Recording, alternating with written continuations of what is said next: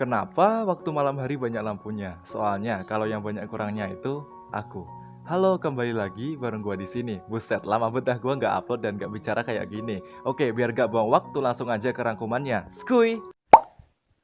Melanjutkan cerita dari volume 6, Amane yang baru bangun pagi itu merasa sedikit kecewa gitu. Soalnya tidak ada orang di sampingnya. Lalu dia teringat kejadian di hari terakhir liburan musim panas, di mana dia bertemu dengan ayah Mahiro. Nah, pada saat itu dia itu mengakui bahwa dia ingin melindungi Mahiro di sisa hidupnya. Setelah Amane mengganti pakaiannya dengan seragam sekolah, dia pun turun ke bawah dan menemukan Mahiro yang memakai celemek yang berada di depan dapur. Melihat Amane, Mahiro tersenyum lalu menyapa Amane gitu. Selamat pagi. Setelah sarapan, Mahiro mengingatkan Amane bahwa dasinya itu ketinggalan di toilet. Terus dasinya dipasangin oleh Mahiro. Ya layaknya seorang istri yang memasangkan dasi ke suaminya yang mau berangkat kerja. Lalu Amane memegang tangan Mahiro dan mereka berangkat ke sekolah bersama-sama. Sesampainya di sekolah, mereka bertemu dengan Itsuki, Chitose, dan kawan-kawan. Karena ini adalah hari pertama di semester baru, kelas mereka itu dibubarkan atau dipulangkan lebih awal. Dan para murid-murid diberi informasi bahwa besok akan diadakan ujian atau tes. Nah, karena ada tes, Chitose yang nggak suka gitu. Wah, aku nggak suka gitu. Aduh, gimana ini? Ya karena dia itu tipikal orang yang nggak suka belajar. Dan sebaliknya gitu, pacarnya yang bernama Itsuki, dia itu mah fan-fan aja kalau ada ujian. Soalnya ya tinggal belajar aja, masalah nilai oke lah. Ya karena keadaan Chitose kayak memprihatinkan banget, Mahiro itu berencana membuatkan ringkasan materi yang penting-penting untuk Chitose. Mendengar itu, Chitose begitu senang dan berkata, "Wah Mahiro, kau benar-benar malaikat." Mendengar itu, Mahiro menjawab, "Sudah kubilang berhenti memanggilku seperti itu." Ya BTW ya, ada fun fact. Ternyata Itsuki itu diam-diam memoto Amane terus dikirim ke Mahiro. Begitu juga sebaliknya si Chitose. Dia itu dengan diam-diam atau tidak diam-diam dia itu memfoto Mahiro terus dikirim ke Amane. Dan singkatnya mereka itu saling tahu dan GPP, orang cuma foto, dan dikirimnya itu ya di antara mereka berdua gitu, Mahiro sama Amane yang notabene mereka itu pacaran, ya is oke lah. Singkat cerita, di keesokan harinya, tes berakhir dengan begitu cepat. Amane dan Mahiro yang tidak pernah ketinggalan belajar untuk ujian di tempat pertama, mampu mengatasinya dengan tenang dan mereka menyelesaikan tanpa tersandung sama sekali. Buset, ya orang-orang rajin lah, mau pegang nama lagi ya. Orang rajin itu ya ginilah, orang rajin tuh beginilah. Sedangkan Chitose yang berhasil melewati ujian neraka tersebut mengangkat kedua tangannya ke atas, terus berteriak, "Kami bebas!" Setelah ujian, Chitose mengajak Mahiro pergi ke sebuah kafe, sedangkan Amane meminta Itsuki untuk mentraktirnya hamburger karena dia itu tahu diam-diam Itsuki memfoto dirinya ketika karaoke yang waktu itu ya fotonya ku agak gimana gitu ya. Foto-foto kalau di bahasa Indonesianya, bahasa gaulnya itu foto aib gitu, foto-foto yang agak lucu gitu. Dan seperti biasa ya, Etsuki teman baiknya Amane gitu menggoda Amane dan menyuruh Amane untuk cepat menikah gitu ya. Ya karena Amane dan Mahiro itu udah deket banget coy. Ya malah kadang-kadang mereka itu tidur sekamar gitu. Waduh, mau bagaimana lagi nih? Ini udah kayak gini, kalau tidak cepat-cepat dinikahkan bisa jadi omongan tetangga ini. Singkatnya, Amane di sini berdoa semoga Chitose tidak mengasih ide yang tidak-tidak atau ide yang aneh-aneh ke Mahiro. Soalnya mereka berdua itu sedang pergi ke kafe gitu ya. Sesampainya di rumah, Amane tanya kepada Mahiro, "Tadi Chitose itu bilang apa?" "Kamu nanya, kamu bertanya-tanya." Mahiro nggak mau jawab. Terus ditanya teruslah sama Amane sambil agak diserang gitu dengan cara menyerang telinganya, ya entah itu dicium atau ditiup gitu. Terus singkatnya dia itu mengatakan sesuatu gitu. Ya intinya di sini Mahiro itu bilang dia itu diajari sesuatu yang berguna dalam hubungan antara laki-laki dan perempuan. Dan secara tiba-tiba Amane ambruk di sofa dengan tanpa alasan dan dia itu tidak tahu kenapa gue ambruk. Oh ternyata didorong Mahiro. Wah. Dan Mahiro bersandar padanya seolah-olah sedang menunggangi kuda. Ya intinya Mahiro berada di atas Amane gitu. Intinya di sini Chitose mengajarkan sesuatu yang merangsang dan sesat kepada Mahiro. Dah emang dah sesat lah ini anak, tapi aku suka. Tapi ya tetap ingat ya teman-teman, mendekati Shina itu tidak baik. Jadi ini cuma anime, ini cuma live action, ini cuma like novel. Jadi ya jangan ditiru di dunia nyata ya. Soalnya kita bisa dapat dosa. Ya gara-gara Mahiru itu berada di atas Amane dan dia tuh bilangnya kayak diajarin sesuatu yang agak sesat atau gimana gitu. Amane di sini berkata, bukannya aku tidak menyukainya, ya aku laki-laki, jadi aku punya banyak hal yang membuatku keberatan gitu. Tapi itu tidak seperti aku ingin memaksa diri untuk bergerak maju. Intinya jangan terburu-buru dulu. Di samping itu kamu juga takut kan? Terus Mahiru menjawab, iya karena Mahiru itu malu ya, dia itu menggosok pipinya ke dada Amane gitu. Singkat cerita, di minggu berikutnya hasil tes liburan pasca musim panas diumumkan. Seperti biasa Mahiru berada di peringkat pertama dan Amane pun memberikan selamat kepada Mahiru. Selamat untuk peringkat pertamanya. Dan ternyata si Amane juga berada di peringkat kelima. Dan Chitose juga aman lah karena dia berada di peringkat di tengah-tengah, tidak di bawah, tidak di bawah, untungnya di tengah-tengah. Ya intinya dia tidak remedi gitu. Ya karena hasil ujian udah keluar, Amane dan Mahiru itu berencana untuk mereview hasil ujian mereka kali ini agar di ujian berikutnya mereka lebih baik lagi gitu dan bisa mempertahankan peringkat satu dan siapa tahu Amane bisa menyalip Mahiru gitu ya. Jadi ya gini ya teman-teman ya. Nilai bukanlah segalanya, tetapi jika nilai kalian bagus, kalian akan mendapatkan sebuah peluang, pengetahuan dan pengalaman yang mungkin orang lain tidak punya. Tapi ya semua itu tergantung bagaimana kalian mendapatkan nilai tersebut gitu. Jika kalian berusaha belajar dan jujur, kalian akan mendapatkan hal tersebut. Intinya kalian akan mendapatkan proses. Tapi jika kalian mendapatkannya dengan mencontek atau membuat apa gitu, intinya yang tidak jujur, ya kalian tidak mendapatkan prosesnya sih. Dapat kok bang, prosesnya itu proses bikin contekan. Wah, iya dipikir-pikir iya juga sih. Waduh, gak jadi motivator dah gue ini. Oke, sekarang kita lanjut ke ceritanya ya guys ya. Singkat cerita, di apartemen Amane setelah mereview tes ujian tadi, Mahiru dikasih hadiah karena dia itu berada di peringkat 1. Mahiru minta kepalanya untuk dielus-elus. Amane ya oke sajalah, dielus-elus lah. Terus Mahiru minta dirinya itu untuk dicium gitu. Amane ya oke sajalah, gas saja gitu. Sebuah rasa manis keluar dari bibir Mahiru. Amane menikmati rasa tersebut seperti madu. Oh, begitu manis ya guys ya. Nah terus Mahiru itu minta dicium tapi dengan ciuman jenis lain. Ya Amane ya oke saja lah. Mulut kobra Amane menyerang leher dan telinga Mahiru. Lalu Amane menggunakan ultinya dengan ciuman lagi. Tapi bedanya sekarang dia main lidah. Aduh, ini gimana ini? Serangan nikmat dari Amane membuat Mahiru nyaris tak bisa bernafas gitu ya. Mahiru saking senangnya mendapatkan hadiah tersebut gitu ya, dia tuh sampai lemes gitu. Buset, sampai lemes. Singkat ceritanya lagi, usai ujian tengah semester itu ada acara selanjutnya yang menanti mereka, yaitu adalah festival budaya. Dan di kelas Itsuki, kelas Amane juga termasuknya itu, Itsuki itu mencalonkan diri sebagai ketua acara di kelas tersebut. Kelas tersebut, sama aja dah. Dan semua itu memberikan usul dan ide-ide mereka gitu ya. Ini tema kelas mereka itu apa nih? Bikin rumah hantu kah? Kafe kah? Atau apakah? Nah tapi semua ide yang dikumpulkan itu harus disesuaikan dengan anggaran mereka. Percuma kalau idenya itu bikin rumah hantu tapi anggarannya cuma seiprit gitu. Cuma sedikit kan ya maksa nantinya. Dan singkatnya mayoritas siswa di kelas itu memilih untuk membuat kafe pelayan. Dan jadilah yang dipilih adalah kafe pelayan. Ya hal itu terjadi karena mayoritas laki-laki itu milih kafe pelayan sih. Kalau yang cewek gak tahu dah, ada yang milih ada yang kagak gitu. Nah di sini Amane itu kurang senang soalnya takutnya ada oknum-oknum yang mau berbuat macam-macam ke pacarnya gitu. Ya karena di sini Mahiru akan jadi pelayannya sih, pakai baju maid gitu. Melihat temannya gitu ya, yang kayak gimana gitu, melihat Amane yang kayak gimana gitu, Yuta pun menghampirinya. Singkatnya Yuta itu bisa memesankan kostum pelayan laki-laki untuknya juga. Soalnya yang jadi pelayan itu tidak hanya cewek, tapi laki-laki juga jadi pelayan. Jadi semua pekerjaan di dalam kelas itu akan terbagi rata. Intinya gitu sih. Nah tapi waktu festival berlangsung Amane juga harus jaga jarak waktu mengawasi Mahiru. Soalnya takutnya kalau terlalu diawasi nanti pelanggannya malah keganggu gitu. Waduh, ini niatnya gue kesini buat mendapatkan pelayanan, kenapa mereka berdua malah pacaran di depan mata coy? Kan gak asik gitu. Setelah berbicara agak panjang dan juga lebar gitu ya, Amane lumayan lega. Nah, waktu di apartemen Mahiru menghibur Amane yang kelihatan cemburu gitu ya. Soalnya si Mahiru akan pakai baju matte dan disaksikan oleh banyak orang gitu.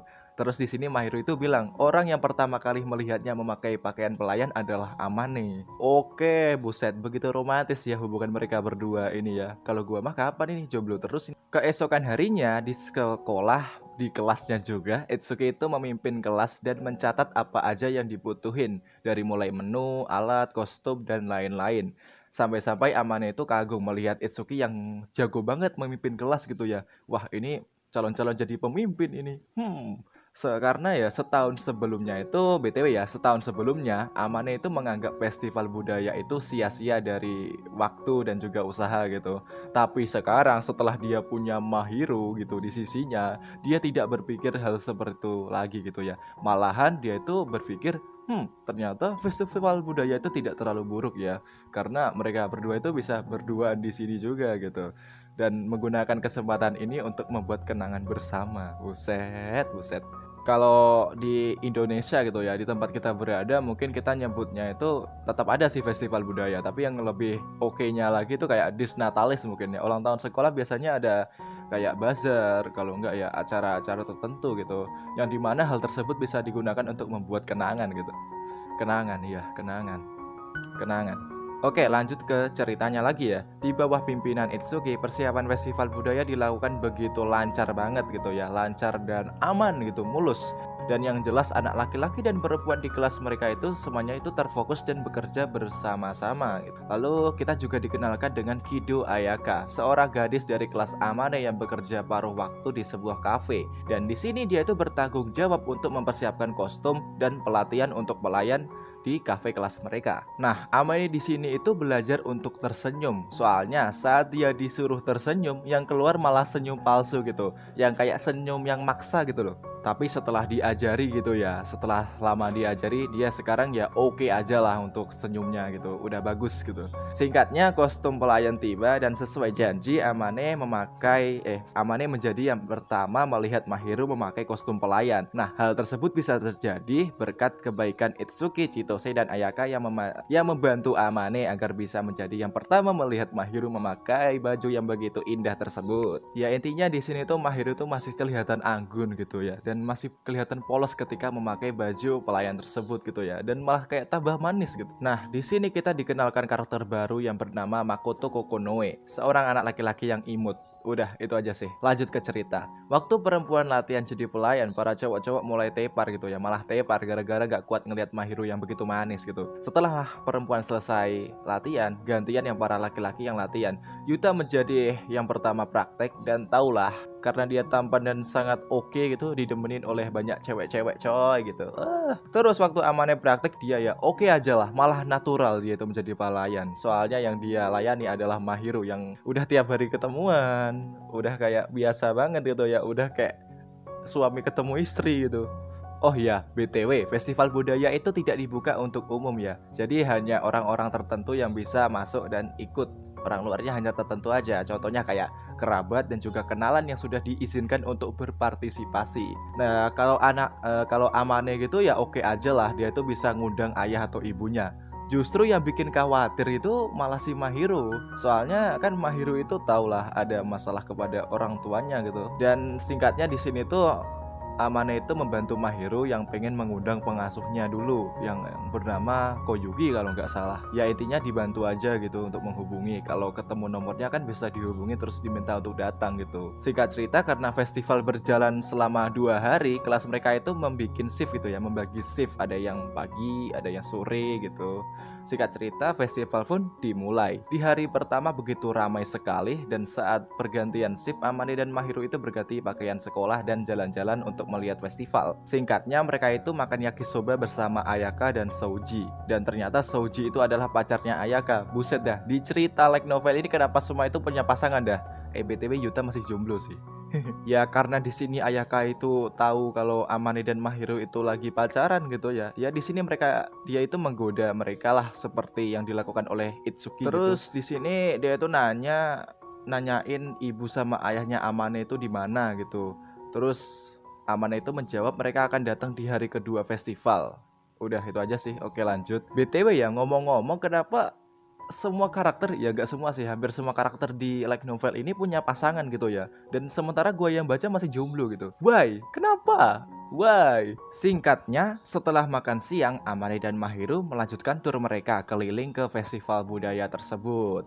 Ya gara-gara dari tadi mereka berdua itu bersama terus gitu ya, orang-orang itu pada mengira kalau mereka itu sedang berkencan gitu ya, berkencan. Dan hal tersebut membuat para siswa laki-laki menjadi sedih dan kecewa. Soalnya ya pujaan hati mereka itu udah punya pasangan. Sedih-sedih. Ya seperti itulah. Ketika kita melihat orang yang kita sukai bersama orang lain, pasti ada rasanya itu ya. Nyesek rasanya. Senep. Lalu mereka itu masuk ke rumah hantu. Nah, dari awal masuk sampai keluar itu Mahiru selalu nempel terus ke Amane. Soalnya kenapa? Soalnya Mahiru itu takut banget gitu ya. Takut banget sama rumah hantu. Singkatnya mereka itu bertemu dengan Pak Daiki alias bapaknya Itsuki. Ngobrol lah mereka itu bentar gitu. Dan terus Pak Daiki pergi. Kemungkinan nih Pak Daiki itu gak ke kelas Itsuki ya, karena dia itu kurang tertarik dengan kafe pelayan. Dan sepertinya dia itu masih kelihatan belum bisa menerima anaknya pacaran dengan Chitose dah gitu ya. Masih seperti biasa gitu, masih belum bisa menerima gitu. Lalu mereka berdua ini ya, Amane sama si Mahiru pergi ke kelas mereka kembali gitu ya, dan disambut oleh Itsuki dan Chitose yang sudah berpakaian pelayan. Di sini Amane bilang kepada Itsuki kalau dia tadi barusan bertemu dengan bapaknya gitu ya. Singkatnya Amane dan Mahiru tuh gantian lah, mereka itu mesen kopi dan dinikmati. Setelah itu mereka pergi melihat panggung dan sungguh mengejutkan ya, di panggung tersebut, di atas panggung tersebut ternyata yang menjadi vokalis boybandnya itu adalah Yuta. Dan ternyata alasan dia menjadi vokalis dadakan tersebut karena gadis vokalis yang asli itu sedang terluka gitu. Buset dah, ini Yuta itu serba bisa dah. Dan hari pertama festival berakhir dengan baik gitu ya. Mereka semua bekerja dengan keras dan juga begitu baik. Dan sekarang adalah hari kedua festival. Amani dan Mahiru mendapatkan shift kerja sore gitu.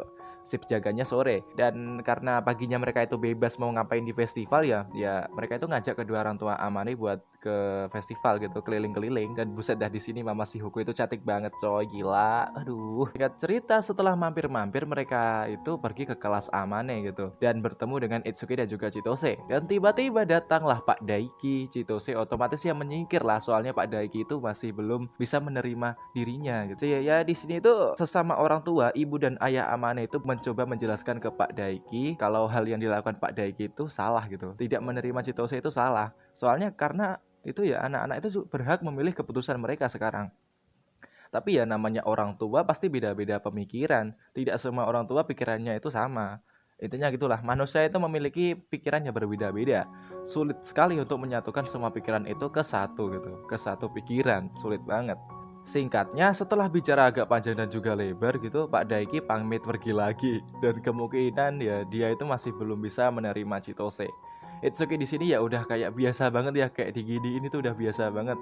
Dia tuh bilang, gak apa-apa, gak usah khawatirin aku, santai aja bro. Singkat cerita, sekarang gantian Amane dan Mahiru yang bekerja menjadi pelayan gitu ya. Dan mereka mengganti pakaian mereka dengan seragam pelayan. Nah, di sini Mama Shihoku itu demen banget lihat Mahiru yang pakai pakaian pelayan. Sampai-sampai dia itu bilang kepada Mahiru, "Wah, Mahiru sekarang adalah pelayan pribadinya Amane ya." Buset. Dan hal tersebut didengar oleh semua orang. Wah, aduh. Singkat cerita, sorry. Singkat cerita, ibu si Hugo beserta suaminya itu memesan menu gitu ya. Mereka itu memesan kopi dan mereka itu bertemu dengan Yuta dan mereka juga berterima kasih kepada Yuta karena sudah mau berteman dengan anaknya. Lalu Amane mengantarkan pesanan kedua orang tuanya kepada orang tuanya. Singkat cerita, festival telah mencapai puncak. Akhir ya, udah berakhir nih festival. Mereka semua itu bersih-bersih dan kedua orang tua Amane kembali ke hotel mereka. Setelah festival berakhir, Amane, Mahiru dan kawan-kawan pergi karaokean gitu ya. Ya intinya mereka itu ya karaokean lah, nyanyi-nyanyi gitu ya, gantian, nyanyi satu, nyanyi dua, nyanyi tiga, nyanyi empat gitu. Wong kok ngene kok dibanding-banding ke, saing ke, yo mesti kalah. Tak oh ya oh, aku yo ora mampu Mongsa kuatku mencintaimu. Asik. Gitu ya, nyanyi gitu. Ku berharap engkau mengerti. Di hati ini hanya ada kamu. Set. Intinya karaokean lah mereka bersemua gitu. Mereka berdua. Mereka semua berkaraokean gitu. Berkaraoke ria, bernyanyi-nyanyi ria. Untuk melepas semua penat yang mereka rasakan di hari-hari ini. Lalu di sini itu Itsuki ngajak Amane keluar dari kamar karaoke itu sebentar. Nah, di sini Itsuki itu menceritakan alasan kenapa ayahnya itu kok nggak menerima Chitose. Jadi ceritanya gini guys, agak deketin telinganya, ya gak usah deket-deket sih. Nah, di sini mungkin semua itu terjadi karena kakaknya Itsuki. Ya, intinya Itsuki di sini punya kakak yang 8 tahun lebih tua daripada dirinya. Jadi kakaknya dulu itu mau jadi ahli waris keluarga, tapi dia itu menentang ayahnya. Ya, intinya tentang wanita gitu ya. Kalau aku tidak boleh menikah dengan wanita ini, aku tidak mau menjadi perwaris keluarga ini. Wah. Dan sampai sekarang kakaknya tidak pernah kembali dan menikah dengan wanita yang dia cintai. Wah. Ya, mungkin hal tersebut gitu ya yang membuat Pak Daiki itu enggak terima gitu ya, kayak trauma, bukan trauma sih, membuka ingatan lama gitu. Ketika melihat Chitose gitu ya, ayahnya Itsuki itu kayak teringat ingatan lama gitu. Waduh, ini kalau lihat cewek kayak gini keingat kakaknya Itsuki nih yang sama cewek itu meninggalkan aku. Takutnya itu Itsuki juga menentang bapaknya juga, mungkin takutnya gitu, takutnya si ayahnya, mungkin ya mungkin. Tapi masih ada alasan lain nih, alasannya itu apa bang? Jadi dulu itu Itsuki itu pernah terluka karena melindungi Chitose dari seniornya. Ya tau lah kalau Chitose itu punya sedikit masalah dengan seniornya gitu ya. Terus dilindungilah sama Itsuki dan otomatis Itsuki pun terluka. Nah, hal tersebut membuat ayahnya itu kayak kesal gitu ya. Waduh, ini kunci masalahnya bubuk apinya itu berasal dari Chitose ini. Wah, saya tidak akan terima dia dengan Chitose ini. Saya tidak menerima dia dengan anak saya ini. Intinya begitulah, tidak terima gitu ini. Jadi masih belum bisa mentoleransi Chitose lah ini Pak Daiki gitu. Masih belum bisa menerima. Intinya untuk Itsuki yang sabar-sabar aja ya, pasti ada jalan kok, tenang. Singkat cerita setelah karaokean mereka pun pulang. Nah, di sini Mahiru bilang kepada Amane, jangan melirik wanita lain. Soalnya waktu Mahiru berada di toilet, banyak banget pelanggan kafe yang bilang kalau Amane itu menawan gitu ya. Waduh, ganteng banget. Mendengar itu ya Mahiru, ih apa sih itu Amane itu punya aku anjing. Ya, Amane di sini juga mengiyakan ya, soalnya kan itu pacarnya sendiri gitu ya, Mahiru. Gimana lagi? Udah jatuh cinta, apapun dia bilang, ya gua lakuin aja. Buset. Namanya juga kalau laki-laki udah cinta, semua dilakuin gitu. Aduh. Ya, di sini Amane juga bilang kalau dia itu juga cemburu kepada Mahiru. Soalnya apa ya? Mahiru itu tersenyum banget kepada semua orang, kepada seluruh pelanggan yang seharusnya ya pengennya itu cuma kepada dirinya aja gitu. Agak egois sih, tapi ya namanya juga seorang pacar kalau melihat pacarnya gitu ke orang lain kan ya agak sedikit cemburu gitulah. Wajar sih, wajar. Dan berhubung mereka sekarang berada di apartemennya Amane, di sini Amane ingin menyimpan Mahiru untuk dirinya sendiri gitu ya. Lalu mereka pun berciuman gitu, berciuman lagi setelah tadi udah ciuman. Lalu Mahiru bertanya nih, malam ini bolehkah aku tidak pulang? Dan cerita pun bersambung. Oke, itu tadi rangkuman volume ke-7 LN Otonari no Tenshin sama. Jadi ya agak sus ya di bagian endingnya gitu ya. Bolehkah aku tidak pulang untuk malam ini? Waduh, buset, mereka tuh mau ngapain ini? Aduh, tetap positif tinggi, tetap positif thinking ya. Mungkin mereka itu sedang melakukan kegiatan yang menghangatkan, mungkin gitu sih. Dan BTW sorry banget ya, udah hampir 3 bulan, udah lebih dari 3 bulan gua nggak upload video dan waduh, gua minta maaf banget ya. Soalnya alasannya ini masih logik ya, alasannya masih wajar ya. Soalnya ya tentang sekolah lah. Tahu lah SMK itu banyak tugas coy sekarang coy. SMK sekarang mainnya tugas-tugas kelompok lah, tugas-tugas itulah, praktek lah itulah.